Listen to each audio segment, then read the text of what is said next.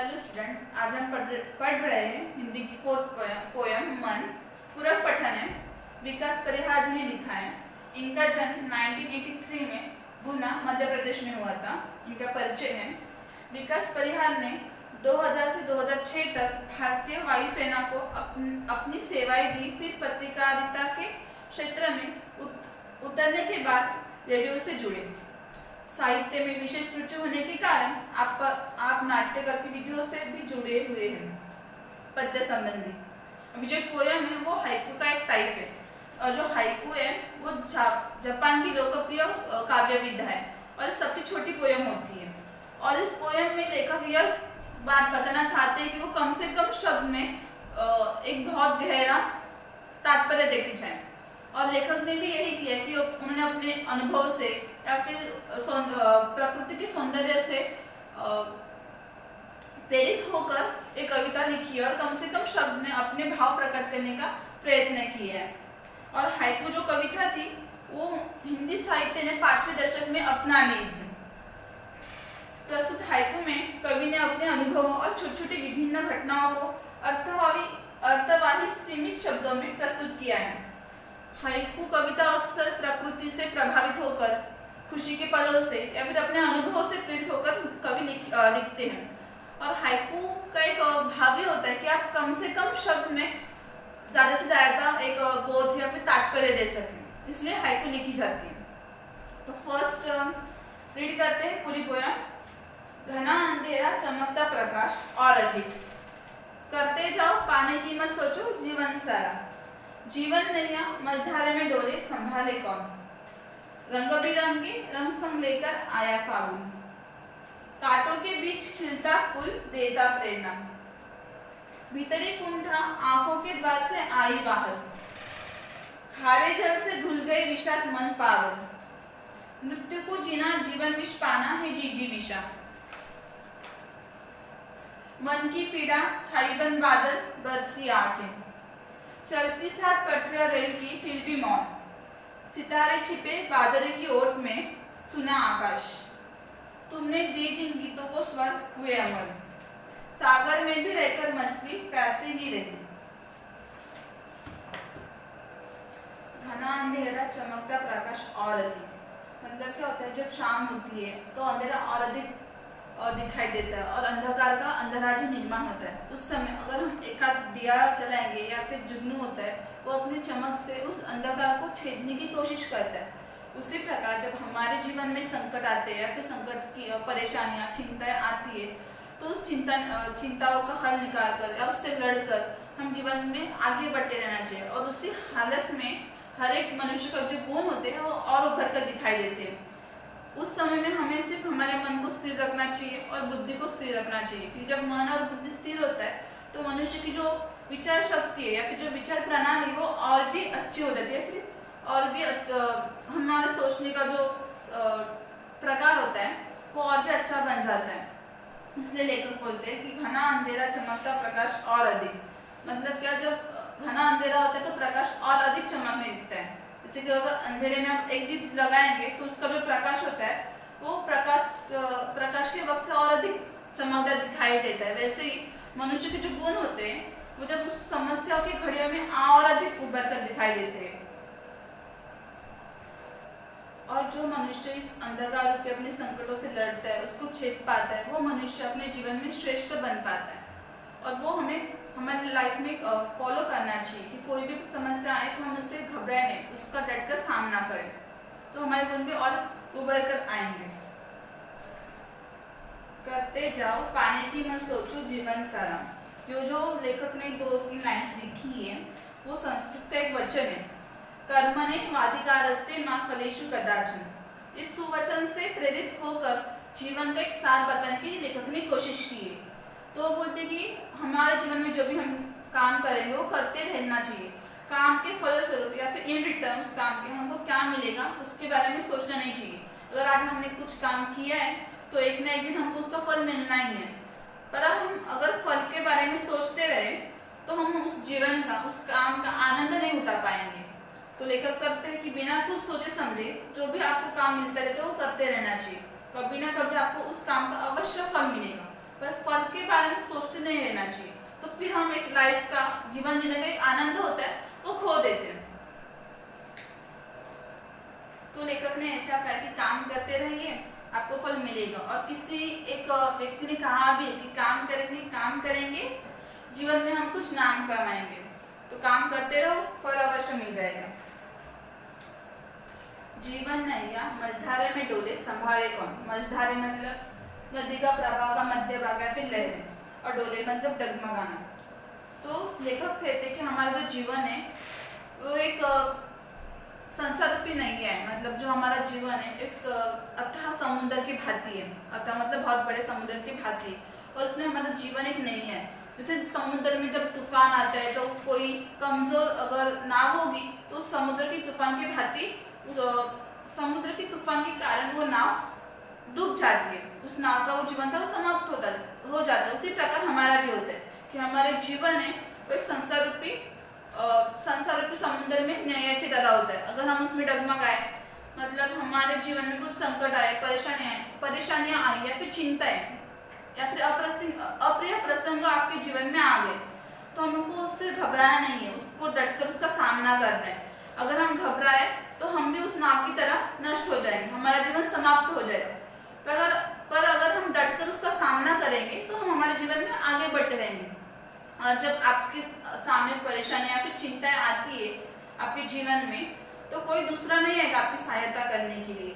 हमें ही प्रयास करना होगा कि हम हमारी चिंताओं से या परेशानियों से बाहर निकल सके। और इसलिए कवि ने अंत में एक सवाल पूछा कि संभाले कौन। मतलब अगर तुम संकट में पड़ गए अपने जीवन रूपी नैया, संसार रूपी नैया में, तो उसे कोई और संभालने नहीं आएगा, हमको ही कोशिश करनी है बस। रंग बिरंगे रंग संग लेकर आया फागुन। तो कवि बोलते जो फागुन का महीना होता है बहुत उल्लास तथा आनंद का महीना होता है। फागुन अपने साथ बसंत के विविध रंगों को साथ लेकर आता है और एक प्रकृति में आनंद उल्लास का वातावरण निर्मित करता है। जैसे कि बसंत का महीना आता है तो पेड़ में नए नए पत्ते आने शुरू होते हैं, छोटे छोटे पत्ते आते हैं, फिर जो फूल मतलब मुरझे पेड़ होते हैं वो फूलना शुरू कर देते हैं। प्रकृति बहुत अच्छी, जो सौंदर्य होता है वो बहुत अच्छा दिखाई देता है। तो कवि बोलते हैं जब हम परेशानियों में होते हैं या फिर संकट में होते हैं, उस क्षण अगर तुमको एक आनंद का क्षण मिल जाए, एक घड़ी आ जाए आपके जीवन में, तो उस क्षण के लिए अपनी सारी परेशानियों को भूलकर उस आनंद में क्षण का आनंद उठाना चाहिए। कांटों के बीच खिलता फूल देता प्रेरणा। इस लाइन से कवि ये बताना चाहते, इस लाइन से कवि हमको एक संघर्ष का महत्व बताना चाहते हैं। जैसे कि गुलाब का फूल होता है तो उसमें कांटे भी होते हैं, तो कांटों के भीतर से वो ऊपर उठता है और खिलता है, फूलता है और अपने सुगंध से चारों ओर एक वातावरण निर्मित करता है, अच्छा वातावरण निर्मित करता है। तो वैसे ही मनुष्य के जीवन में भी संघर्ष का एक विशेष महत्व है। अगर मनुष्य के जीवन में संघर्ष नहीं आएंगे तो अपने गुणों को उभार नहीं पाएगा, और जब मनुष्य के जीवन में संघर्ष या फिर परेशानियां आती है तो उससे हम डटेंगे या फिर लड़ेंगे तो उस परेशानी से बाहर निकल लेंगे, और उस परेशानी से बाहर निकलने के बाद एक अपना उत्तम जीवन व्यतीत करेंगे। तो क्या होता है कि हम अपने जीवन में अपने कार्यों से एक सबको प्रेरणा देंगे। जैसे गुलाब का फूल हमें प्रेरणा देता है कि कांटों से घबराने की कोई बात नहीं, आप जस्ट अपना काम करते जाओ। तो वैसे हमें भी हमारे परेशानी से घबराने की कोई बात नहीं, उसे भूल जाओ और आप अपना काम करते आगे बढ़ते जाओ, तो हम हमारे जीवन में फल अवश्य प्राप्त कर पाएंगे। अगर गुलाब के भांति हमने हमारा जीवन व्यतीत किया तो हम भी हमारे जीवन को अपने कार्य से सुंदर और सुगंधित कर पाएंगे। भीतरी गुंठा आंखों के द्वार से आई बाहर। इसमें कवि ये बताना चाहते कि सिर्फ मनुष्य का चेहरा नहीं बोलता, मनुष्य की आंखें और सिर्फ मनुष्य नहीं बोलता, मनुष्य की आंखें और चेहरा दोनों भी बोलते। मतलब जब मनुष्य बहुत आनंदित होता है तो उसके चेहरे पर एक अनोखा तेज होता है, और जब मनुष्य दुखी होता है तो उसके चेहरे पर एक निराशापन दिखाई देता है। तो भीतरी कुंठा आंखों के द्वार से आई बाहर, मतलब भीतरी कुंठा मतलब घोर निराशा। जब हम बहुत दुखी होते हैं, बहुत पीड़ा में होते हैं, और जब वो पीड़ा असहनीय होती है, कभी हम उस पीड़ा को सहन नहीं कर पाते, तो वो पीड़ा अश्रु की सहायता से, नेत्रों के माध्यम से बाहर निकल आती है। खारे जल से धुल गए विषाद मन पावन। विषाद मतलब हमारी अभिलाषा मतलब इच्छा जब पूरी नहीं होती है तो एक मन में खेद होता है या फिर दुख होता है, उसे अभिलाषा बोली। तो क्या होता है, इस सृष्टि पे बहुत सारे इंसान हैं, हर एक का स्वभाव एक जैसा नहीं होता, तो वे अपने कार्य के हिसाब से बहुत समझदार होता है, अच्छा अच्छा कार्य करता है। पर किंतु अगर हमसे कुछ भूल हो गई, गलत काम हो गया, तो उसका इंटर्न हमको भुगतान भी करना पड़ता है। तो लेखक बोलते हैं कि हमसे अगर गलती हो गई तो हमको समझना चाहिए कि क्या अच्छा है क्या बुरा है, और जो व्यक्ति समझ पाता है वो ही अपने जीवन में आगे बढ़ सकता है। खारे जल से धुल गए विषाद मन पावन, मतलब जब हमारे आंखों से अश्रु बहते हैं तो उस खारे अश्रु के कारण हमारे सारे जो विषाद होते हैं वो धुल जाते हैं और मन पावन होता है। मतलब जब हम रोते हैं या फिर अश्रु निकलते हैं तो हमारे मन में जो भी पीड़ा थी या दुख था वो कम हो जाता है और मन पहले की तरह पावन और पवित्र हो जाता है। तो वैसे ही अगर आपको बुरा या फिर अच्छा का फर्क समझ में आता है तो आपकी मन सोचना या फिर आपके कार्य में पवित्रता आ जाती है, जो कि बहुत अच्छा गुण है। मृत्यु को जीना जीवन विष पीना है जिजीविषा। विष पीना मतलब संकटों से लड़ना और जिजीविषा मतलब अपने जीवन के प्रति आसक्ति, जीवन जीने की इच्छा। तो क्या मनुष्य को एक बात समझनी चाहिए कि हर एक मनुष्य के जीवन में अनगिनत बहुत सारी परेशानियां चिंताएं आती रहती है और उससे लड़ते रहना चाहिए, उस परेशानियों का सामना करते रहना चाहिए। वही लिखा है कि जीवन विष पीना, उस सारे परेशानियों का सामना करते रहना चाहिए। अगर आपके जीवन के प्रति आसक्ति होगी, आपकी जीवन जीने की इच्छा होगी, तो आप उस परेशानी का सामना करेंगे, नहीं तो हार मान जाएंगे। और अगर हम जीवन के प्रति आसक्ति रखेंगे तभी अच्छा जीवन, सफल जीवन जी सकेंगे। तो वही बोला लेखक ने कि कुछ भी हो जाए, परेशानी भी आ जाए तो घबराना नहीं है, जो भी संकट होंगे उसका डटकर सामना करना है और सफलतापूर्वक अपना जीवन जीते रहना है। मन की पीड़ा छाई बन बादल बरसी आके। तो इसमें कवि कहते हैं कि जब बादल घने होते हैं तभी वो बारिश के रूप में बरसने लगते हैं। तो वैसे ही जब एक मनुष्य की मन की पीड़ा बहुत गहरी हो जाती है, जिसको वो सहन नहीं कर सकता उस वेदना को, तभी वो पीड़ा मनुष्य की आंखों के माध्यम से बाहर निकल आती है अश्रु के रूप में। तो इसमें लेखक मनुष्य के स्वभाव की एक विशेषता बताते हैं कि जब भी मनुष्य का एक मन बहुत पीड़ा सहन करता है या फिर उसको वेदना महसूस होती है तो स्वाभाविक से वो वेदना या फिर वो पीड़ा अश्रु के माध्यम से बाहर निकल आती है। चलती साथ पटरियां रेलती फिर भी मौन। इसमें लेखक कहते हैं कि जो रेल की दो पटरियां होती है वो हमेशा साथ चलती है पर एक दूसरे से कभी भी मिलती नहीं, और जिस जगह वो रेल की पटरियां मिल जाती है वहाँ रेल नहीं होती। वैसे भी हमारे जीवन में होता है, हमारे जीवन में सुख और दुख दोनों की घड़ियां होती है, तो बारी बारी आती है जीवन में, कभी भी एक साथ नहीं आती। अगर एक साथ आ भी जाए तो फिर इधर एक आशंका होती है, आशंका मतलब डाउट आ जाता है मनुष्य के अस्तित्व पर कि वो मनुष्य है भी या नहीं। और एक एग्जाम्पल है कि जैसे नदी के दो किनारे होते हैं और बीच में से वो नदी प्रवाहित हो जाती है। जब पानी सूख जाता है तो एक आशंका मतलब एक डाउट आता है नदी के अस्तित्व पर कि वो नदी है भी या नहीं, या फिर सिर्फ नाम की नदी है। तो मनुष्य के जीवन में सुख और दुख दोनों के पल आते रहते हैं, तो मनुष्य को उन दोनों को अपनाकर अपने जीवन में आगे बढ़ते रहना चाहिए, ना कि दुख के आने के कारण दुखी हो जाना चाहिए। सितारे छिपे बादलों की ओट में सुना आकाश। ओट मतलब पीछे, मतलब जो सितारे होते हैं वो बादल आकाश के श्रृंगार होते हैं, उनसे उनकी शोभा बढ़ती। वो जब सितारे बादल के पीछे छिप जाते हैं तो आकाश सुना सुना नजर आता है। तो इसके माध्यम से सितारा, बादल और आकाश, कवि हमारे जीवन का हमें ज्ञान बोध देना चाहते हैं कि जीवन में भी ऐसा ही होता है।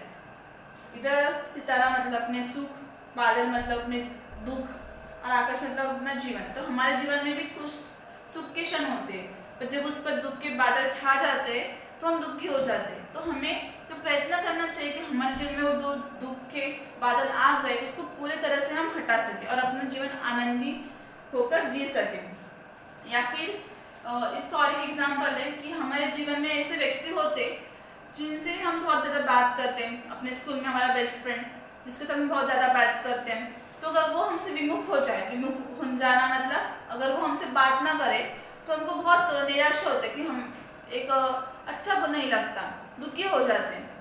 उसको भी बोले तुमने दिए जिन गीतों को स्वर हुए अमर।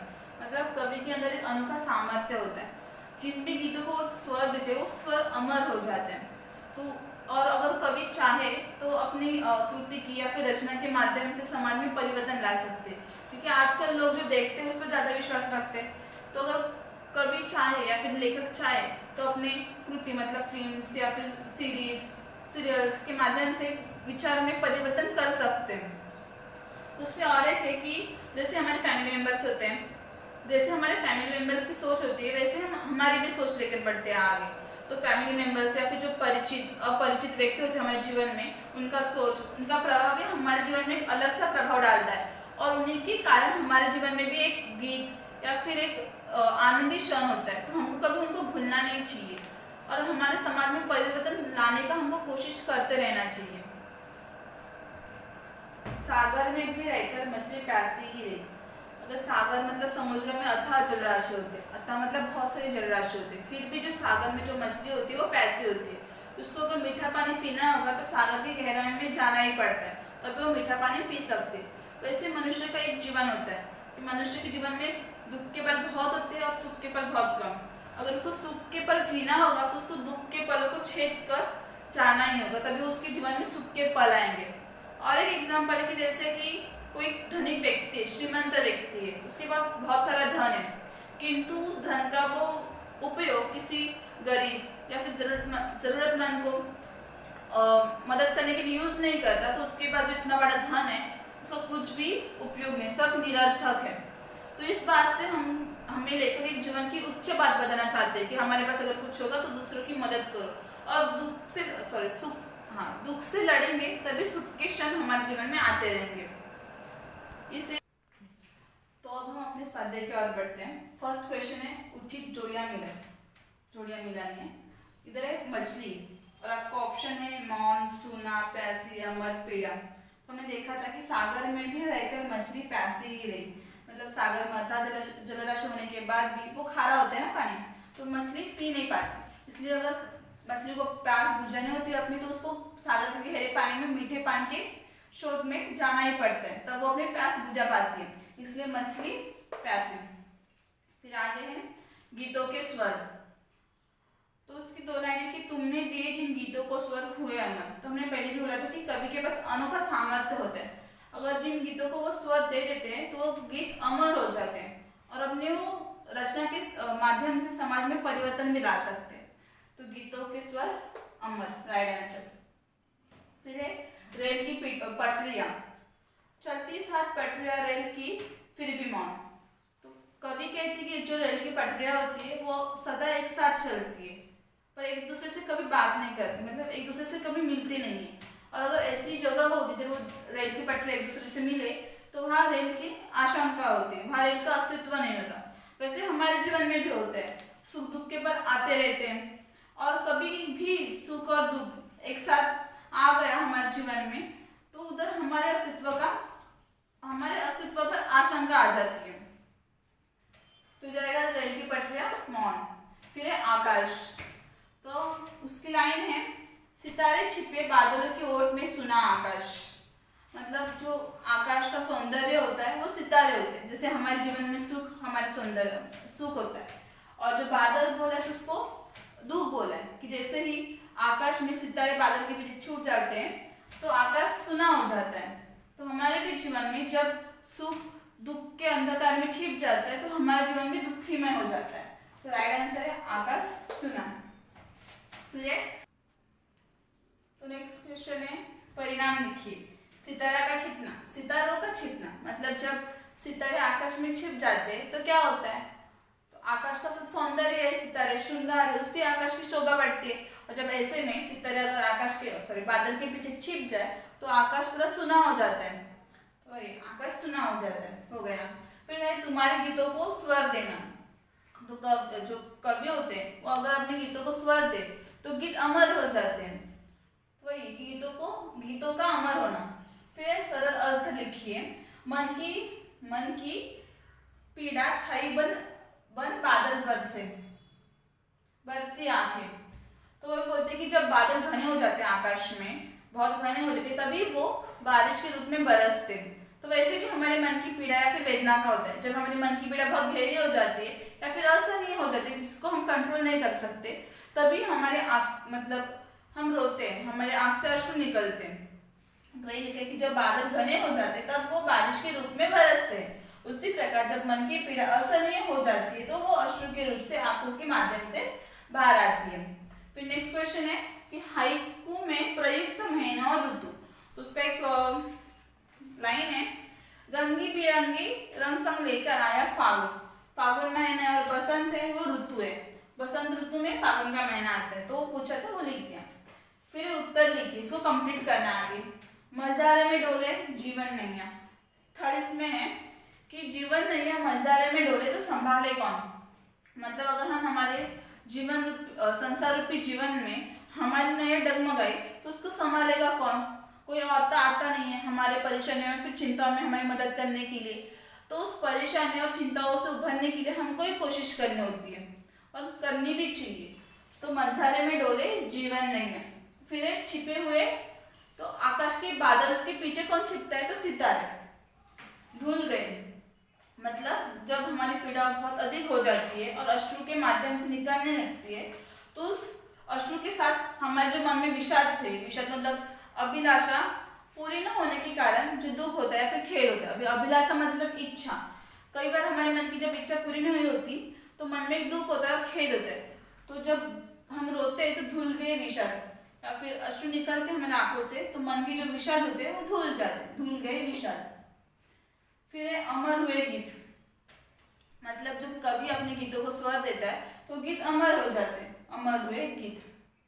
इस कविता का भावार्थ एक बार ध्यान से पढ़ना और खुद लिखना भी।